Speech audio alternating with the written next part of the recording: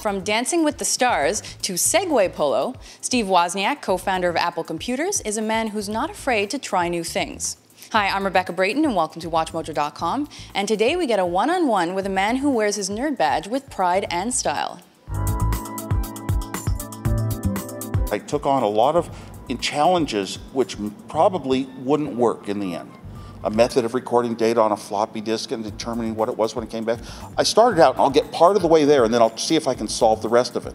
And I always found the solutions. I was lucky. It's like every job I did was an A+ job. Two reasons for that. One, I didn't have money. And when you work on low resources and you're trying to do it yourself with very few parts, you're trying to be clever, you're trying to think out the whole solution in the shortest number of steps. And I hadn't done the jobs before. Every single thing that I'm known for today, I had never done before in my life or taken classes and doing them. Actually, I'm the rare exception. There were basically no sacrifices at all. The only things I did all the way up through Apple's success were the things that I enjoyed in life and I would have done anyway if no one was paying me. My own brain. I follow technology. I like to see good and bad. I like to compare. I buy an awful lot of it because that's the only way you can compare. I didn't go into Dancing with the Stars. They kind of found me, and they had to argue and persuade me, and it was my friends that really pushed me into doing something I really didn't think I could do. I don't know. We started Apple by 1980. I was going to computer shows, and we're kind of going public. We've made a lot of money. We've been in the press long before that, Steve and I. And people are always asking me for an autograph, huh? What do you mean? I was just an engineer. I just did an engineer's job. I just designed a good computer.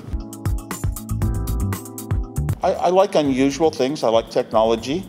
I was actually presenting an award, a huge award, big money award, called the Lemelson Prize to Dean Kamen, who invented the Segway. And one night in San Francisco, and I got to ride one, and wow, that's better than going up to the space station. I got into groups of Segway riders, and they started talking about maybe we could play polo.